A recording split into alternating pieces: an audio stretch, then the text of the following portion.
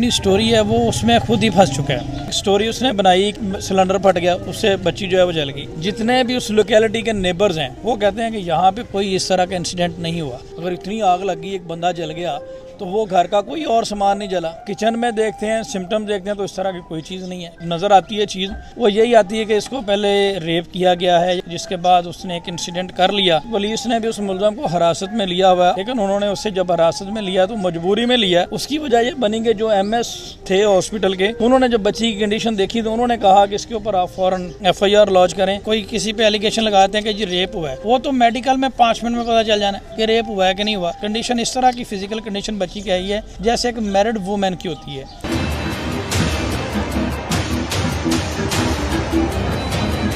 नाज़रीन, कसूर की ज़ैनब को इंसाफ मिल पाएगा या नहीं, ये तो आने वाला वक्त बताएगा। मेरे साथ मारूफ एडवोकेट फयाज रामे साहब मौजूद हैं, जो इस केस में इस बच्ची को और बच्ची के पेरेंट्स को इंसाफ दिलाने के लिए लीड कर रहे हैं, लेके चल रहे हैं केस को। अब इनसे जानेंगे कि ये किस पोजीशन में पहुंचे हैं, इंसाफ दिला पाएंगे, नहीं दिला पाएंगे, या इतने शवाहद मौजूद हैं या नहीं मौजूद। रामे साहब अस्सलाम वालेकुम। जी वालेकुम अस्सलाम। रामे साहब, 2 संगीन इल्ज़ामात, एक बच्ची को मार दिया गया, उससे पहले बच्ची को ज़्यादती का निशाना बनाया गया, यहाँ तक कि 2 मासूम बच्चियों को ज़्यादती का निशाना बनाया गया। ये दोनों इल्ज़ामात में कोई दमखम है, सच है, झूठ है?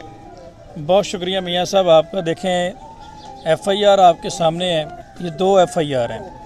एक में बच्ची ज़ैनब जो जिसकी उम्र 9 से 10 साल है, इसको पिछले 4 महीनों से काम पे रखवाया था। ये जो मुलज़म अक्यूज़ पर्सन है सलमान, इसके घर में। तो अभी मैं या आप नहीं कहते कि एविडेंस मौजूद हैं।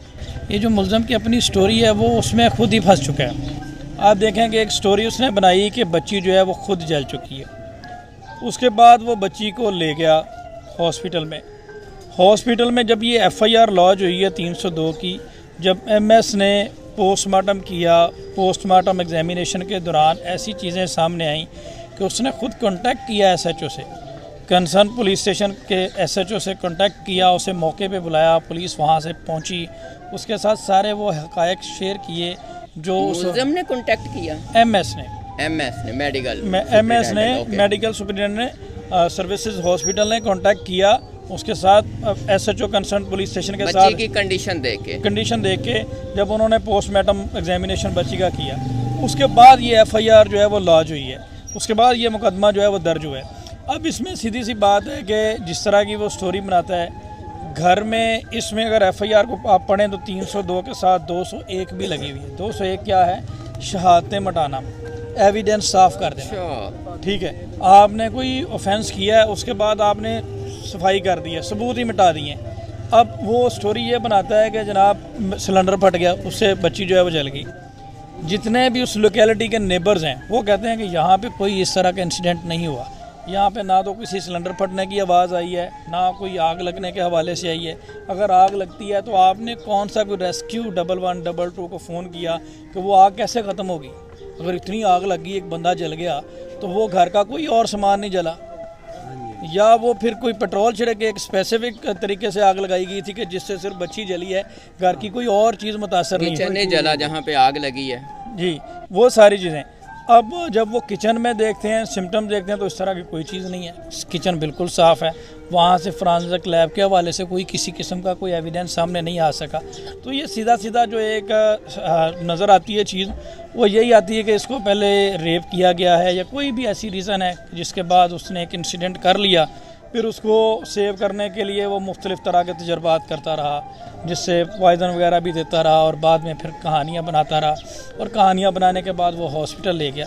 बहरहाल आपको पता है कि चीज़ें फोरेंसिक साइंस के आ जाने से और कितनी तेज़ी से आगे चली गई हैं, और ये बड़ी आसानी से पता चल जाना है कि उसमें रेप भी हुआ है। पोस्टमार्टम रिपोर्ट में सारी चीज़ें क्लियरली आ जानी है।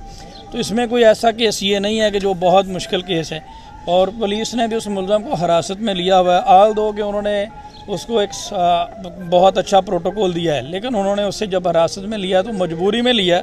उसकी वजह ये बनी कि जो MS थे हॉस्पिटल के, उन्होंने जब बच्ची की कंडीशन देखी तो उन्होंने कहा कि इसके ऊपर आप फ़ौरन FIR लॉन्च करें। और ये सिंपल सुसाइड केस नहीं है या कोई हादसा नहीं है। अगर हादसा होता तो ये FIR डायरेक्टली 302 की क्यों कटी, ये 322 की FIR कटी। बाकी इसमें यही है कि इसमें मैं एक बात करूंगा, जो आपने कहा कि सज़ा होगी या नहीं होगी, इसमें यह है कि इसमें ये किसी ASI या सब इंस्पेक्टर के बस की बात नहीं है।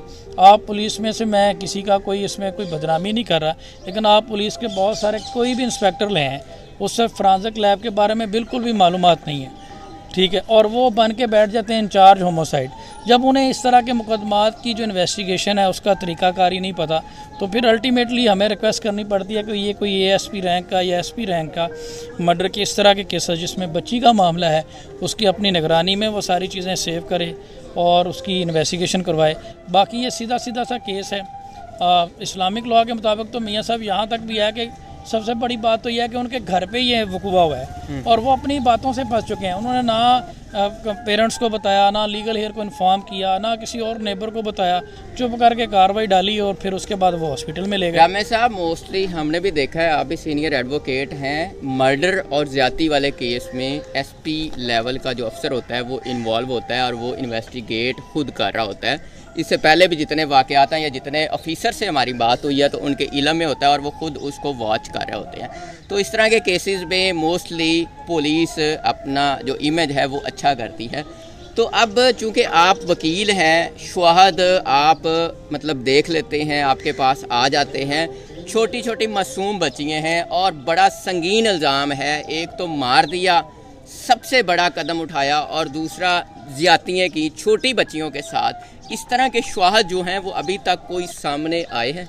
जी बिल्कुल आए हैं, क्यों नहीं आए। इसमें जो दूसरी बच्ची थी महविश, उसके हवाले से वो भी उस वक्त घर में मौजूद थी। ये दोनों बच्चियां उस घर में काम कर रही थी, तो वो बच्ची इस सारे वकूए की आई विटनेस है और उसने आपके इंटरव्यू के दौरान भी वो सारा इंसिडेंट बताया कि किस तरह से वो बच्ची को करने के बाद उसको जूस पिलाते रहे और उसको मैनेज करने की कोशिश करते रहे, लेकिन उसकी हालत ख़राब हो गई। तो बात करने का मकसद ये है कि उस बच्ची ने अभी, पहले तो वो बहुत ज़्यादा सदमे में थी, तो अभी जब वो कुछ बेहतर हुई है तो उसने एक अभी स्टेटमेंट दिया है। उसकी एक अलग से FIR कटी है, 376 उसमें लग गई है, रेप की दफ़ा उसमें लग गई है। अच्छा। अब रेप जो है वो मियाँ साहब सीधी सीधी बात है, आप कोई किसी पे एलिगेशन लगाते हैं कि जी रेप हुआ है, वो तो मेडिकल में 5 मिनट में पता चल जाना है कि रेप हुआ है कि नहीं हुआ। तो वो जो महविश की हद तक, बच्ची की हद तक जो मेडिकल है, उसकी भी उम्र 9 से 10 साल है, उसमें मेडिकल बड़ा अजीब सा जो है, उसमें मेडिकल कंडीशन इस तरह की फ़िज़िकल कंडीशन बच्ची की आई है जैसे एक मैरिड वूमेन की होती है।